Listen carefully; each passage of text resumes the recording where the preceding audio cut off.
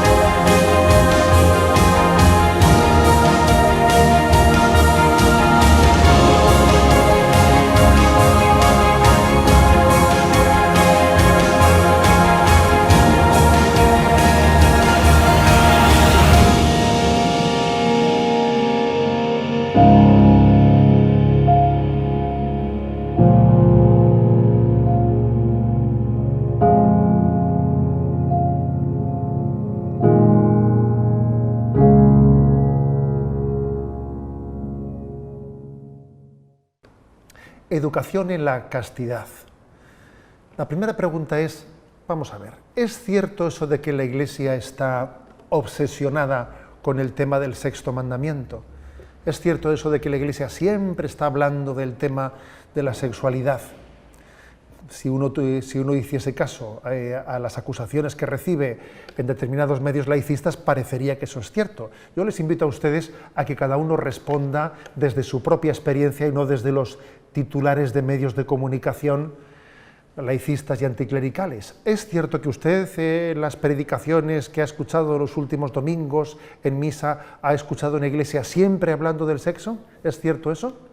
Estoy convencido de que la gran mayoría de los televidentes está diciendo no, no es verdad, no. Es más, posiblemente lo cierto es que no hablamos lo necesario de ese tema. Lo cierto es que posiblemente, sabiendo que es una cuestión delicada, espinosa, por la que fácilmente podemos obtener muchas críticas, tal vez las silenciemos. Alguien habló de que existe un impuro silencio sobre la castidad. Sí, puede existir un impuro silencio sobre la castidad. ¿Y por qué digo impuro? Porque quizás nace de el miedo a que predicar el mensaje de Jesucristo en su integridad conlleva a la cruz, y a veces huimos de la cruz y nos hacemos enemigos de la cruz. Pero lo que está claro, lo que es obvio, es que a la Iglesia, aunque se le acuse de haber sido muy moralista, de haber hablado en un tiempo determinado casi exclusivamente del tema del sexto mandamiento, no creo que sería justa esa apreciación en el momento presente. A veces se juzga a la Iglesia del momento presente desde parámetros culturales de hace 60 años y obviamente eso no es objetivo. Y no olvidemos una cosa, que si existe, porque es posible, si existe el moralismo del sexto mandamiento, también puede existir un moralismo del séptimo mandamiento, de hablar únicamente, de reducir la predicación de la Iglesia pues a la justicia social. Tan desequilibrado sería que la predicación de la Iglesia fuese exclusivamente sobre temas de moral sexual como exclusivamente sobre temas de justicia social. Al final, el mensaje de Jesucristo tiene que ser predicado en su integridad. Y lo más conveniente suele ser que cada uno subraye más del magisterio de la Iglesia aquellos aspectos en los que él tiene menos sensibilidad para percibir. Porque a veces solemos seleccionar del magisterio de la Iglesia los aspectos con los que yo me identifico más y dejamos más, pues digamos en silencio o en penumbra, otros aspectos con los que yo no me identifico tanto. El Evangelio, la Sagrada Escritura, tiene que ser leída íntegramente y no seleccionadamente el magisterio de la Iglesia, igualmente, al igual que la Escritura, tiene que ser recibido en su integridad. En cualquier caso, entendamos una cosa. A la Iglesia, a un obispo en mi caso, le interesa mucho. ¿Por qué le interesa tanto el tema de la predicación de la castidad? Pues porque detrás de la pregunta por la sexualidad se esconde la pregunta por el sentido de la vida. ¿Quién soy yo y cuál es mi vocación? La pregunta por la identidad y la pregunta por la vocación está totalmente implicada en la cuestión por la sexualidad. Y no olvidemos que hay una batalla cultural, de la que, si Dios quiere, en algún programa tendremos ocasión de hablar. Hay una batalla cultural antropológica que es clave en este momento, en este momento de la secularización, ¿no?, de nuestro Occidente. Esa crisis del mayo del 68, que predicó el amor libre, y aquel puritanismo romántico del siglo XIX de la Iglesia, de la Inglaterra victoriana, en el fondo tienen algo en común. ¿Qué pueden tener en común el mayo del 68 y aquel puritanismo romántico del siglo XIX en Inglaterra? Sí, tienen algo en común. Una antropología no integrada, un dualismo, la no comprensión de que alma y cuerpo forman esa unión sustancial. Por eso me parecía tan importante que el título de este libro fuese Sexo con alma y cuerpo. El dualismo ha hecho mucho daño, ¿no?, en la historia de la Iglesia, y sigue persiguiendo esa imagen de un hombre que tiene una corporalidad y se está negando, ¿no? Se está negando, pues en el caso del mayo 68, su espiritualidad, y se reduce la sexualidad meramente a una genitalidad animal, o por el contrario, en ese puritanismo victoriano, pues está un poco como renegando de la corporalidad humana. Hay un gran reto cultural, pero me atrevería a decir que por primera vez yo creo que estamos ante una oportunidad. Porque siempre hay que decir que, aunque la virtud de la castidad creo que es preciosa, porque es integradora del ser humano, siempre nos hemos presentado ante la opinión pública como los malos de la película. Predicar el Evangelio de la castidad pues ha sido siempre, pues, ser un retrógrado, ir a rastras, ¿no? Sin embargo, creo que estamos por primera vez ante la oportunidad de que se comprenda la virtud de la castidad de una manera liberadora. ¿A qué me refiero? Pues me refiero, por ejemplo, a lo que está ocurriendo con todas las esclavitudes que se están derivando de la pornografía. Aquí tengo un par de titulares extraídos de la prensa más laicista que pueda existir aquí en España, uno de ellos, ¿no?, del diario El País, que dice: adicción al sexo, la angustia de quien no puede quitárselo de la cabeza. Todo un reportaje siendo conscientes de cómo el sexo se ha convertido en una adicción esclavizante.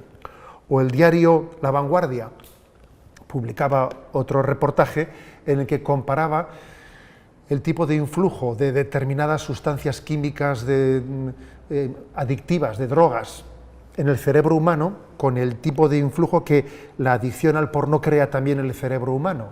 Por primera vez creo que estamos ante una posibilidad cultural en la que el mundo pueda abrirse a entender lo que es la función liberadora de la castidad.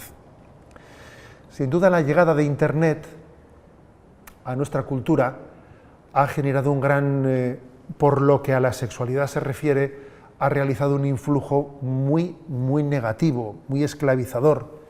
El hecho de que la pornografía entre en la intimidad de nuestra vida sin distancia alguna, el hecho de que, a diferencia de lo que podía ser un libro o una revista de tipo erótico o pornográfico, Internet no tenga una página final, porque Internet no tiene página final, siempre tiene continuidad, y continuidad fácilmente ha ido generando un sufrimiento interior en el hombre difícilmente evaluable. El porno mata el amor. Sí, lo repito, el porno mata el amor. Y la pornografía nos ha ido llegando a descubrir que lo contrario al amor no es el odio. Lo que es lo contrario, la antítesis del amor, es la utilización. La utilización del hombre y de la mujer como un instrumento de consumo al servicio del placer del otro. Por lo tanto, la llegada de Internet ha llevado la herida del pansexualismo, la ha llevado al cenit. Y posiblemente estamos, como he dicho antes, ante la oportunidad de que el mundo abra los ojos ante este gran drama. También existe otra circunstancia que yo creo que puede permitir abrir los ojos a la realidad. Ojos que han permanecido cerrados desde determinados parámetros culturales del mayo del 68, que nos han impedido pensar con la suficiente libertad. Creo que ese otro parámetro al que me refiero es el que en España se conoce como la cultura del rollo. No sé, en los países, en América, etcétera, y en otros lugares, cómo se conocerá. Por cultura del rollo se entiende en nuestro contexto cultural a que los adolescentes, una gran parte, ¿no?, una parte muy, digamos, proporcionalmente muy grande de los adolescentes, han integrado como hábitos en su vida el que los fines de semana puedan buscar unas relaciones, enrollarse, como se dice popularmente, pues pasajeramente con una persona u otra persona, unas relaciones de fin de semana, que no tienen una perspectiva superior a la transitoriedad de un sábado o de un viernes a la noche. La cultura del rollo va generando muchas heridas interiores, porque supone muchas frustraciones. En la adolescencia hay ideales.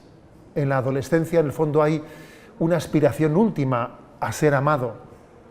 Y cuando se tiene que dimitir de esa aspiración natural con el ser humano de ser amado de una manera personal, y tiene que sustituirse por una relación fugaz con un desconocido, se va generando una incapacidad muy grande para el amor, una frustración muy grande. Sí, de ahí se conlleva muchas veces que después las relaciones, para empezar ya en nuestro contexto cultural, se ha obviado, se ha renunciado a la palabra noviazgo. ¿Sí? La palabra noviazgo prácticamente ha ido cuasi desapareciendo del lenguaje coloquial. Se habla más de pareja que de novio o de novia. Y hay que decir que en una promiscuidad de relaciones de pareja nos hemos acostumbrado a que se produzcan una experiencia de concatenación de mini divorcios. ¿Qué quiero decir con esto, con mini divorcios? Quiero decir que cuando se tiene unas relaciones desde esa cultura del rollo, del fin de semana, se llega posteriormente a unas relaciones de pareja, pero que no tienen la suficiente estabilidad y duran unos meses, y se busca otra relación de pareja, y se da por supuesto, ¿no?, que se puede llegar a tener una relación en la que se entrega totalmente la vida, la sexualidad, incluso se comparte la vida, se convive plenamente con alguien que no es tu esposo y no es tu esposa, y esa relación se concluye al cabo de unos meses, en el fondo vamos asumiendo como algo normal la experiencia frustrante del mini divorcio, el haber dado toda nuestra vida a alguien que al cabo de unos meses pasa a ser para nosotros un perfecto desconocido. Entregarse totalmente a alguien que en el fondo no le hemos entregado el corazón, disociar la entrega del cuerpo de la entrega del alma. En el fondo, la visión cristiana de la sexualidad, lo que nosotros educamos en la virtud de la castidad, es que la sexualidad sacramentalmente, conlleva toda la personalidad del hombre, y por lo tanto detrás de una relación sexual hay toda una entrega de la vida. Entregarse sexualmente a alguien es decirle con el cuerpo, soy totalmente tuyo para siempre. La entrega sexual es la expresión de la entrega del alma y de la vida, y de lo contrario es una gran mentira. Y por lo tanto, las relaciones de pareja en las que se ha entregado todo y luego todo queda en nada, es una frustración concatenada de mini divorcios que obviamente dificultan mucho pues, la educación para un amor estable. Decir también una cosa, y es que para poder discernir bien en el noviazgo es clave la vivencia de la castidad. La vivencia de la castidad da libertad para poder discernir. Cuando alguien vive una relación de noviazgo en castidad, tiene la necesaria distancia para poder discernir. Y sin embargo, cuando se tiene una relación de noviazgo con relaciones sexuales, no existe, muchas veces se tapan los problemas con el sexo.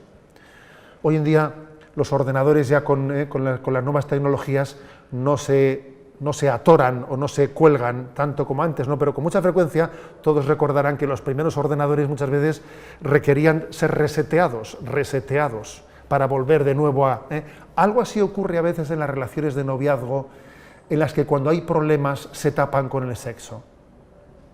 El sexo es una especie de recurso para no abordar los problemas relacionales y taparlo con el sexo para que comience de nuevo desde cero un reseteo, pero no habiendo abordado el sexo en el noviazgo, muchas veces impide la maduración de los problemas.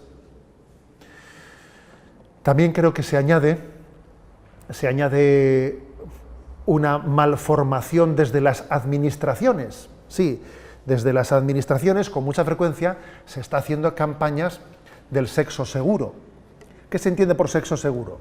Por sexo seguro se entiende, pues sencillamente, el recurso, es decir, el cuidado de que no existan ni contagios de enfermedades venéreas ni embarazos. A partir de ahí no existe ningún otro criterio ético, ¿no? El recurso en la educación en el sexo seguro desde las campañas de las administraciones termina por introducir una agresividad narcisista,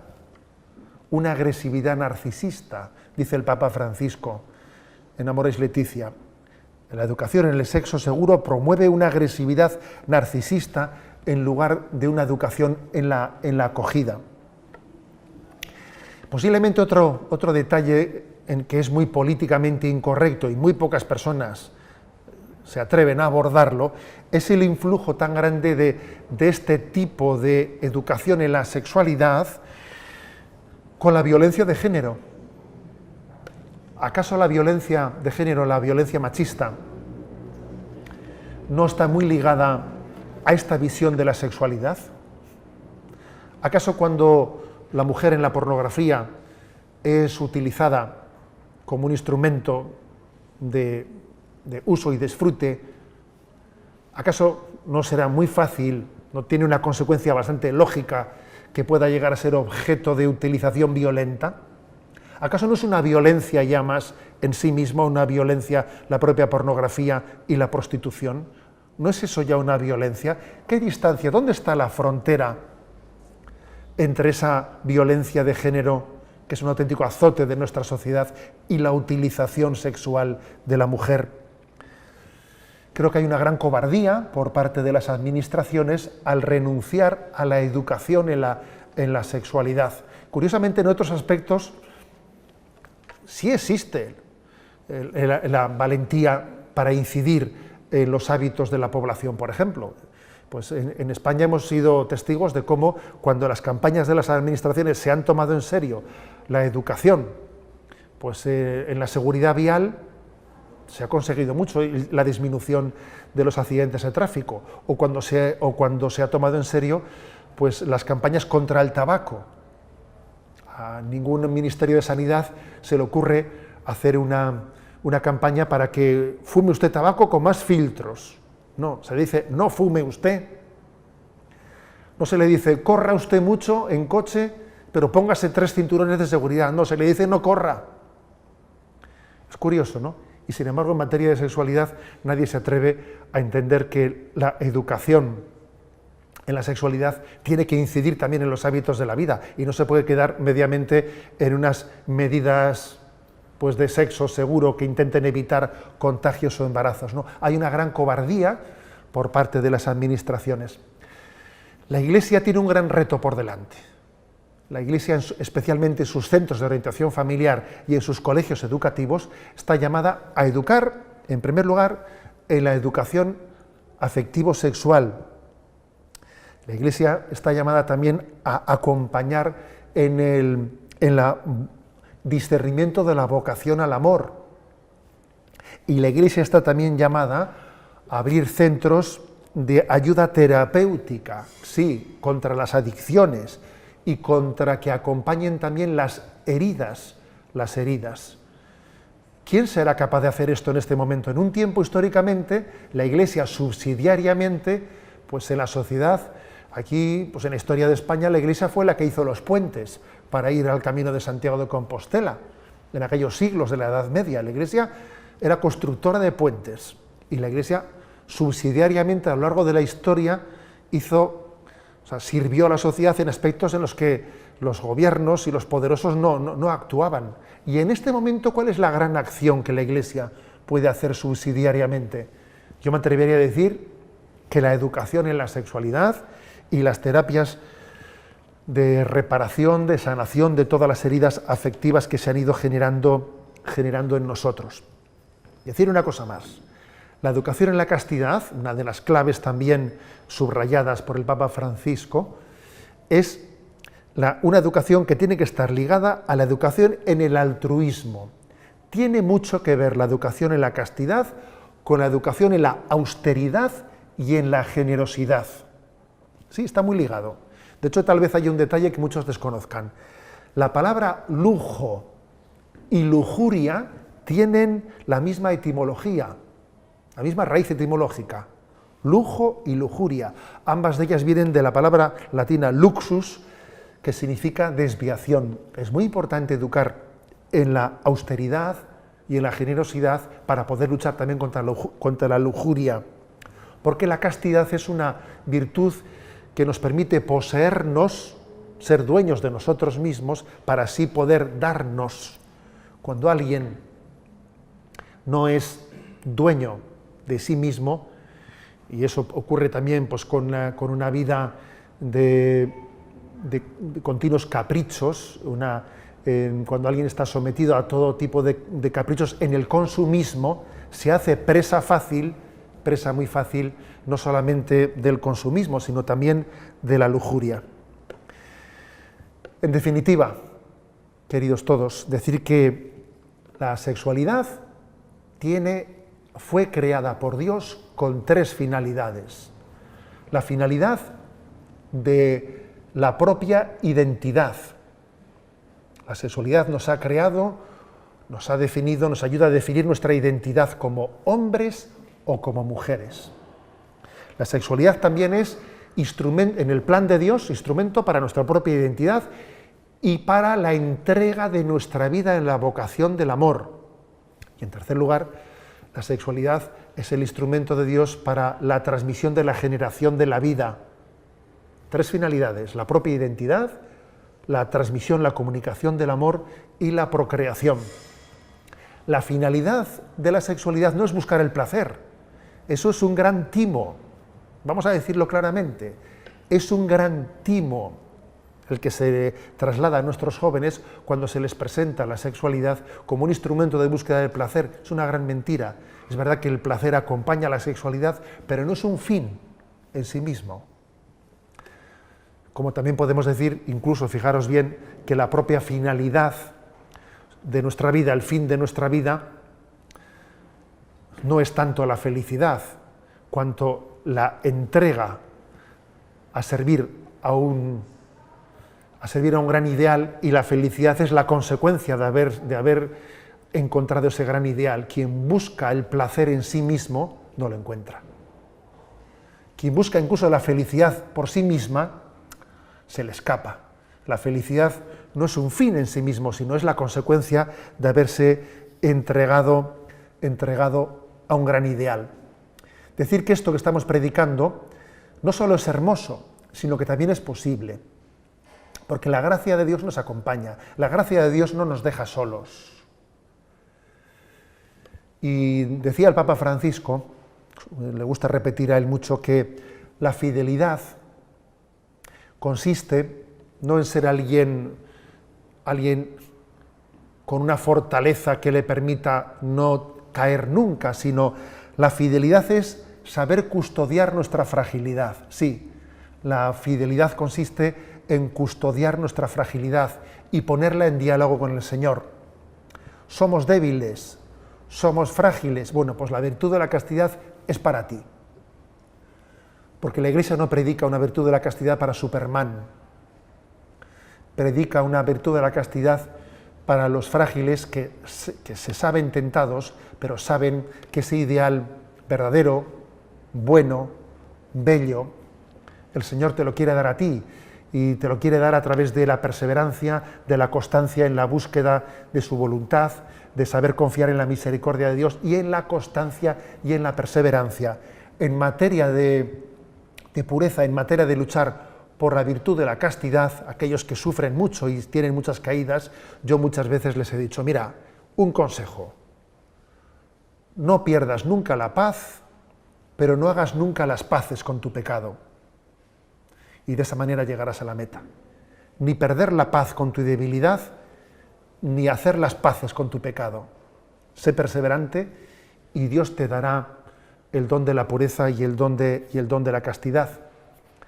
Acordaros de esa expresión que me parece que es muy luminosa.